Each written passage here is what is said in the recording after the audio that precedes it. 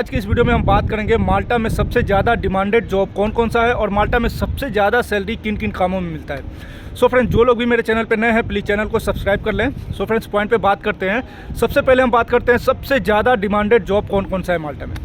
तो बहुत सारे लोगों को पता होगा कि माल्टा एक टूरिस्ट कंट्री है और यहाँ पे कोई भी बड़े बड़े फैक्ट्री, बड़े बड़े इंडस्ट्रियल प्लांट, रिफाइनरी प्लांट ऐसे कुछ भी नहीं है। यहाँ पे सिर्फ छोटा मोटा फैक्ट्री होता है और सबसे ज़्यादा यहाँ पे होटल, रेस्टोरेंट ये सब बनता रहता है। तो अब बात करते हैं जॉब के बारे में। सबको पता होगा कि माल्टा एक यूरोप कंट्री है और यूरोप में टोटल 52 कंट्री के आसपास होता है। तो जब भी यूरोप के किसी भी देश में जॉब की वैकेंसी होती है तो ये लोग सबसे पहले अपने यूरोप के कंट्री में ही जो जॉब होता है उसका एडवर्टाइजमेंट करती है। जब उनको यहाँ पे जो पोजीशन का बंदा चाहिए वो मिल जाता है तो ये लोग यहाँ के ही बंदे को रखते हैं। जब यहाँ के बंदे नहीं मिलते हैं उसके बाद एशियन कंट्री में वैकेंसी जाती है। यहाँ पे एक बात और आप लोग जान लीजिए, बहुत से लोगों का मैसेज और कमेंट आता है कि मैं इंजीनियर हूँ, मैं सुपरवाइज़र हूँ, मैं फोरमैन हूँ। तो इन लोगों के बारे में मैं एक बात बताना चाहता हूँ कि माल्टा में इन सभी पोजीशन पे जॉब होता है, इंजीनियर, फोरमैन, लेकिन जो हाई प्रोफाइल पे जॉब होता है जैसे इंजीनियर, सुपरवाइज़र, मैनेजर, आर्किटेक्ट और जो भी हाई प्रोफाइल का जॉब है, तो इन सभी जॉब का जब वैकेंसी होता है माल्टा में या फिर किसी यूरोप कंट्री में तो ये लोग इधर लोकल कंट्री के यानी 52 यूरोप कंट्री में से ही किसी बंदे को रखते हैं। और कभी नहीं मिला बाई चांस तब जाके एक आध बंदे एशियन से इंजीनियर और मैनेजर के पोजीशन पे आते हैं। तो मेरे कहने का मतलब यही है कि माल्टा में अगर आप ढूंढ रहे हो इंजीनियर, सुपरवाइज़र, मैनेजर टाइप का जॉब तो आपको बहुत ज़्यादा टाइम लगाना पड़ेगा, क्योंकि इन सभी पोजीशन पे बहुत ही कम जॉब मिलता है। लाइक अगर 1000 में एक बंदा मिल गया तो मिल गया, नहीं तो यहाँ पे मैनेजर टाइप का, इंजीनियर, सुपरवाइज़र, इन सभी में जॉब बहुत ही कम, ना के बराबर है। अब बात करते हैं सबसे ज़्यादा जॉब जो है वो एक नंबर पे आता है क्लीनर का जॉब। क्यों? क्योंकि यूरोप के 52 कंट्री में ये लोग सभी पढ़े लिखे और हाई प्रोफाइल के होते हैं, तो यहाँ पे बहुत ही कम लोग ऐसे होते हैं जो कि लेबर, हेल्पर, क्लीनर, वेटर ये सब काम करने वाले लोग बहुत ही कम है यूरोप में।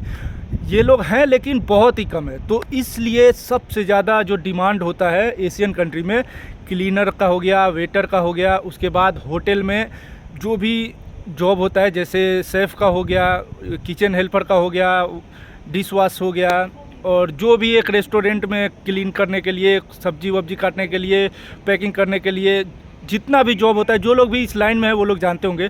तो एक रेस्टोरेंट और एक होटल में जितना भी तरह का जॉब होता है हर पोजीशन पे यहाँ पे जॉब अवेलेबल होता है और ये लोग एशियन कंट्री के लोग को आसानी से जॉब देते हैं ये सब।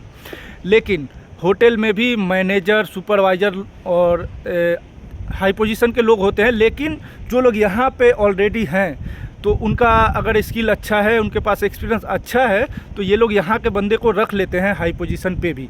लेकिन इंडिया से ये लोग नहीं बुलाते हैं हाई पोजीशन के लोग को। मैं मानता हूँ कि कुछ लोग हैं यहाँ पे काम करने वाले, लेकिन वो लोग 1000 में एक, मतलब 1000 वैकेंसी में एक कोई आया तो आया, नहीं तो ज़्यादा लोग नहीं दिखेंगे। दूसरे नंबर पे जो सबसे ज़्यादा डिमांडेड जॉब है वो है बिल्डिंग कंस्ट्रक्शन लाइन में। यहाँ पे हमेशा बिल्डिंग का काम चलता रहता है, नया बिल्डिंग, होटल बनता रहता है और साथ ही यहाँ पे मेंटेनेंस में भी बहुत सारे वर्कर हमारे एशियन कंट्री के लोग काम करते हैं। तो एक बिल्डिंग कंस्ट्रक्शन लाइन में जितने भी जॉब होते हैं like electrician, plumber, AC technician, plaster, mason, gypsum का काम करने वाला, और एक कंस्ट्रक्शन लाइन में, एक बिल्डिंग बनने में जितने भी वर्करों की ज़रूरत होती है उन सभी लाइन में यहाँ पे हमारे एशियन कंट्री के लोग काम करते हैं और बहुत ज़्यादा आदमी काम करता है और हमेशा जॉब की वैकेंसी होती है। ऐसा नहीं है कि माल्टा के लोग कंस्ट्रक्शन लाइन में काम नहीं करते हैं, ये लोग काम करते हैं, लेकिन ये लोग 8 घंटा से ज़्यादा काम करना पसंद नहीं करते हैं और इन लोगों का सैटरडे, संडे भी ज़्यादातर ये लोग छुट्टी करते हैं। लेकिन एशियन कंट्री के जो वर्कर होते हैं, हम लोग जैसे कि 10 घंटा, 12 घंटा भी काम करते हैं, सैटरडे भी हम काम करते हैं, अगर संडे को कंपनी काम दे रही है तो हम लोग संडे भी ड्यूटी जाते हैं। लेकिन यहाँ के जो लोग हैं ये पसंद नहीं करते हैं 8 घंटा से ज़्यादा काम। तो इसलिए यहाँ पे जितने भी कंस्ट्रक्शन लाइन में जॉब की वैकेंसी होती है तो ये सबसे पहले यूरोप के 52 कंट्री में एडवर्टाइजमेंट होती है। अगर इधर इन लोगों को वर्कर्स नहीं मिल पाते हैं तब जाके ये सभी वैकेंसी इंडिया में जाती है और इंडिया से वर्कर्स आते हैं यहाँ पे। लेकिन यहाँ पे एक बात आप लोग जान लो कि यहाँ पे जितनी भी कंपनियाँ हैं सबको पहले गवर्नमेंट को यहाँ पे शो करना पड़ता है कि हमने यहाँ पे यूरोप के सभी कंट्री में एडवर्टाइजमेंट किया, लेकिन हमें यहाँ पे वर्कर्स नहीं मिला। उसके बाद हमने एशियन कंट्री के वर्कर्स को हायर किया।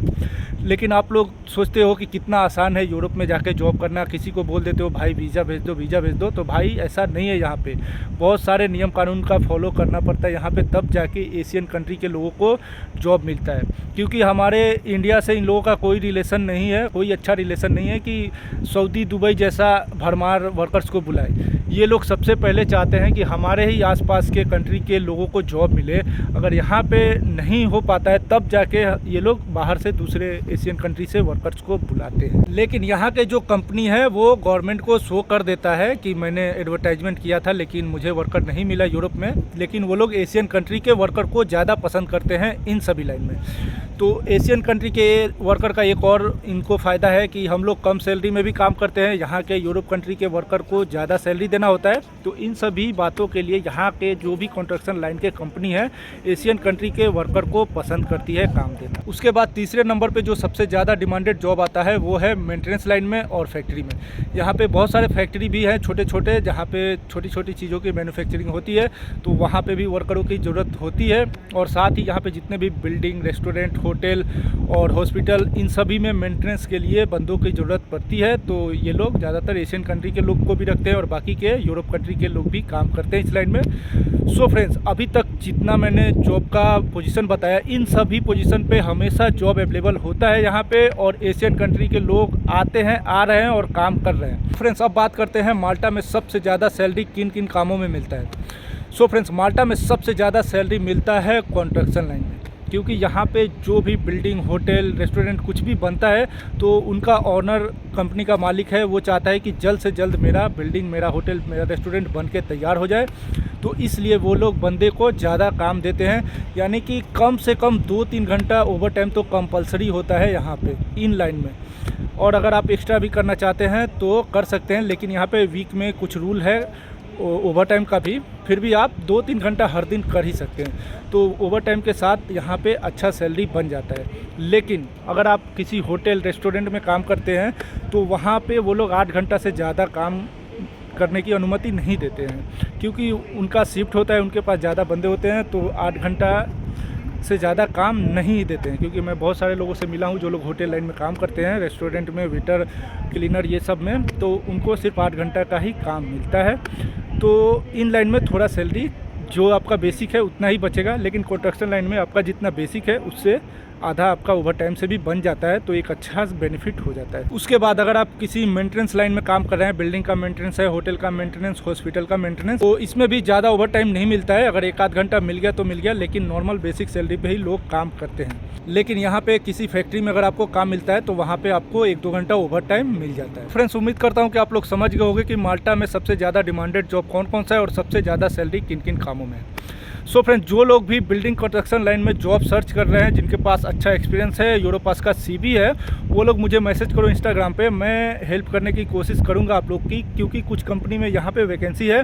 मैं कंपनी का ईमेल एड्रेस, कंपनी का वेबसाइट आपको बताऊंगा, आप लोग उनको मेल करो। अगर आपकी किस्मत अच्छी हुई तो आपको जॉब मिल जाएगी। लेकिन आप लोग मेरे से ये उम्मीद प्लीज़ मत रखो कि मैं किसी को वीज़ा दिला दूँगा यहाँ से, क्योंकि ये बिल्कुल नामुमकिन के बराबर है कि कोई किसी को जॉब दिला दे। लेकिन जो भी हेल्प हो सके, जितना भी पॉसिबल हो सके, मैं आपकी हेल्प करने की कोशिश करूंगा। कंपनी बता दूंगा, कंपनी का ईमेल बता दूंगा, अगर कोई HR मुझे मिलता है तो उसका ईमेल आप तक पहुंचा दूंगा। बाकी कोई इन्फॉर्मेशन चाहिए तो मैं दे दूंगा। अगर आपको कोई वर्क परमिट यहाँ से देता है उसके बाद क्या करना है, ये सब मैं आपको बता दूंगा फ्री ऑफ कॉस्ट। मुझे कोई पैसा नहीं चाहिए आपसे। और एक बात मैं कहना चाहूँगा कि जो लोग भी यूरोपास CV बनाने के लिए 5,000-6,000 रुपये दे रहे हो, यार प्लीज़ मत दो, आप खुद से बना लो। यूरोपास का CV मोबाइल से भी बन जाएगा, लैपटॉप से भी बन जाएगा। अगर आप लोग नहीं बना सकते हो तो एक काम करो, मैं नेक्स्ट मंथ में घर जा रहा हूँ, तो मैं कुछ लोगों का कोशिश करूँगा कि यूरोपास का CV बना दूँ। तो आप लोग मुझे मैसेज करना, ठीक है? तो फिर मिलते हैं नेक्स्ट वीडियो में, तब तक के लिए धन्यवाद। एक तो बेसिक ट्रिक है, एक तो लाइक और शेयर ठोक दीजिए, महाकाल का लाइक और शेयर ठोक दीजिए।